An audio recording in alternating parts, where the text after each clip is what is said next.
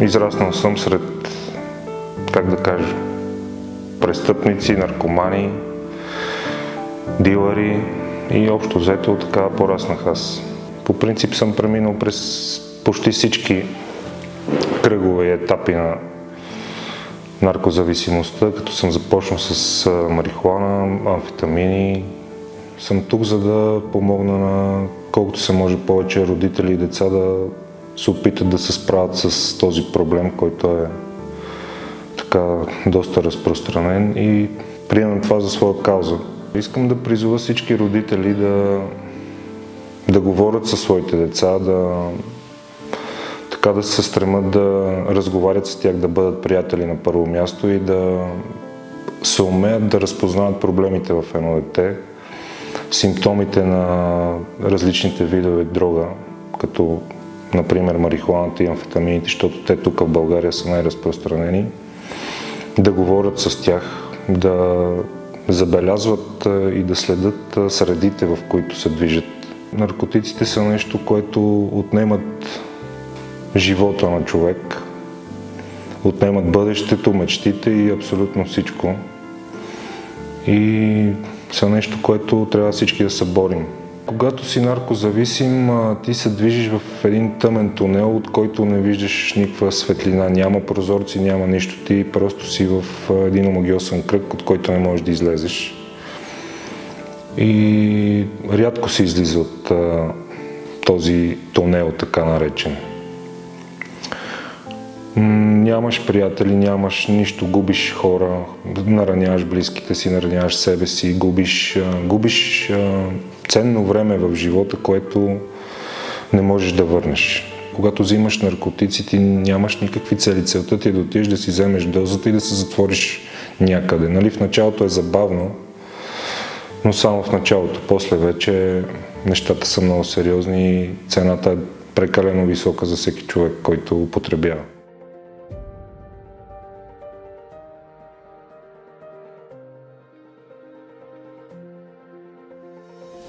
Готови ли сте да чуете истината?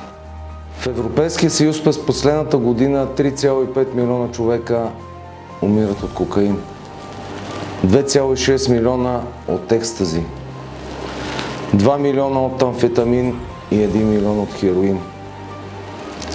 Всеки ден 16 човека умират от свръхдоза, но само 1% от родителите на наркозависими деца разбират за това. Все още ли смятате, че наркотиците ще ви направят по-модерни и по-независими?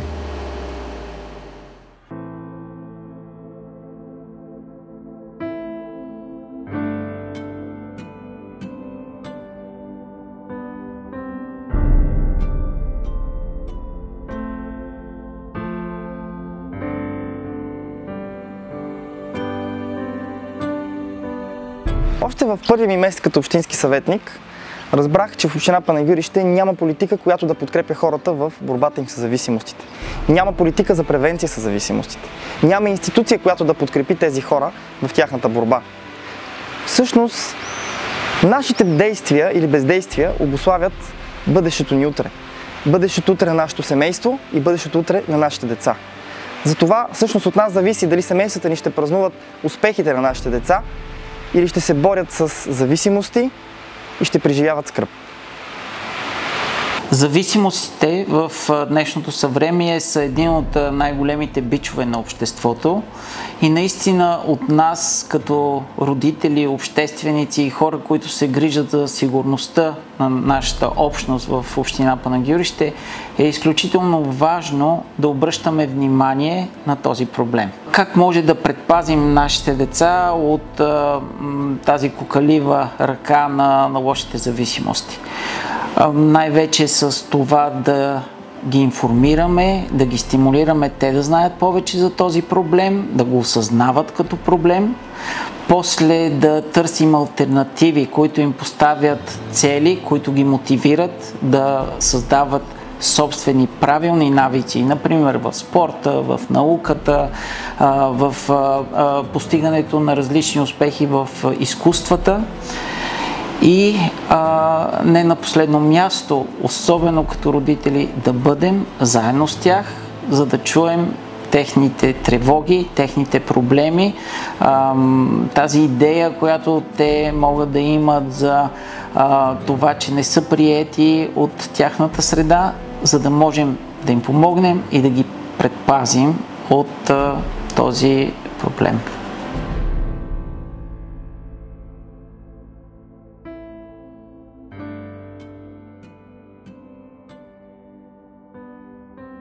Мили млади хора, живота има едно странно качество. Да бъде едновременно и наш, и не само наш. Защото живота принадлежи и е част от живота и на нашите приятели, нашето семейство и в крайна сметка на онова голямо нещо, наречено България. И ще дойде време, когато семейството и България ще кажат: имам нужда от теб. И тогава ние трябва да сме готови, ако трябва, да дадем живота си за тях. Затова не го поверявайте в ръцете на белия убиец, дрогата. Всъщност и за това, защото все пак на първо място живота е прекрасен и трябва да му се наслаждаваме. Щастието е нещо, което трябва да си намерим сами. Щастието не идва от гонка.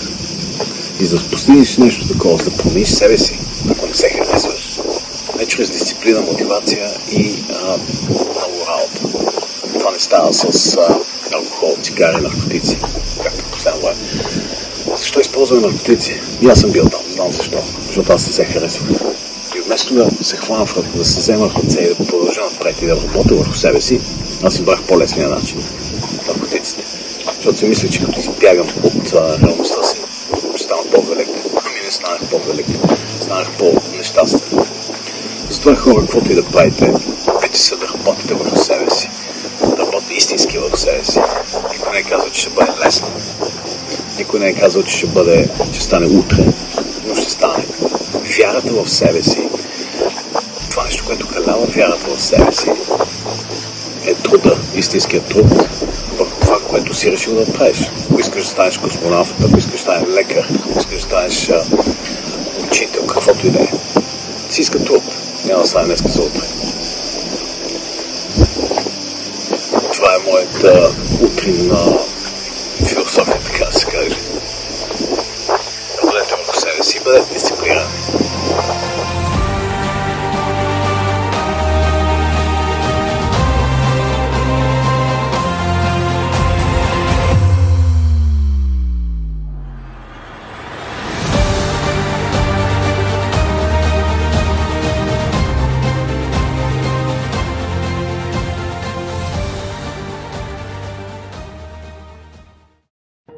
Хубавото нещо е, че има изход от зависимостта към наркотиците и тя е вярата и любовта.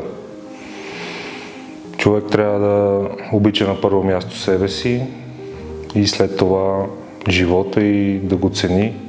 Помогна ми една жена, в която се влюбих и ми помогна да видя живота и от другата страна и че има смисъл и че наркотиците не са изход към нищо. Трябва човек да вярва в себе си и да има воля за живот и за промяна. И да вярва, че има хора, които могат да му помогнат. Човек трябва да потърси помощ, когато има такива проблеми и да вярва в себе си, в Бог и в любовта най-вече.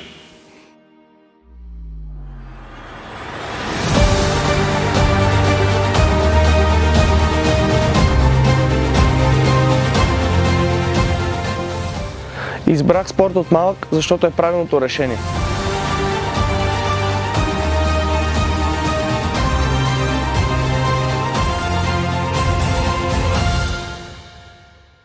Здравейте, аз съм Петър Георгиев Костурков, състезател към Таеквондо клуб Огин Панагюрище.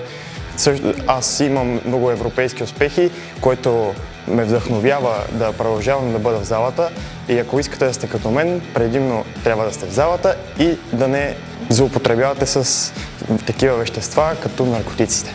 Елате в залата и тренирайте, вместо да употребявате наркотични вещества. Вместо да употребявате наркотици, да дойдете в нашата зала. За мен наркотиците са нещо много лошо. Ако ги употребите, много ще ви се изпорти здравето, ще ви стане много лошо. Дрогите и наркотиците са много вредни вещества. Вместо да приемате тях, елате и спортувайте някакъв спорт. Спортът е моя избор. Ако искате силни усещания, не приемате наркотици, а елате в нашата зала. Вместо да злоупотребявате с наркотици, елате в нашата зала. Наркотиците не са полезни и това, което може да направите с тялото, е много опасно. Ако употребяваш, откажи си сега и ела в залата на Один клуб Панагирище. Да на ритниците, не на наркотиците!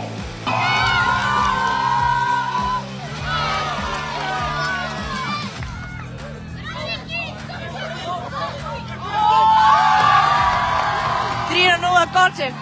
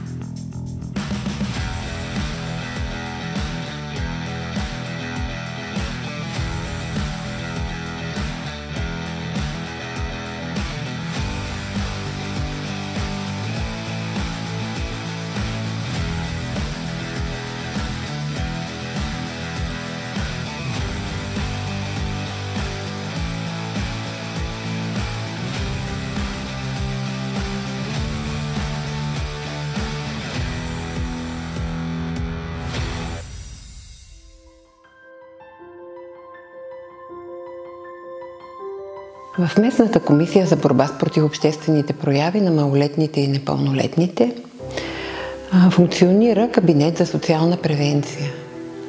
В него работят доказали се специалисти, педагози, психотерапевт, които могат да бъдат полезни на родителите, които имат нужда от подкрепа или от някаква консултация, свързана с развитието на децата.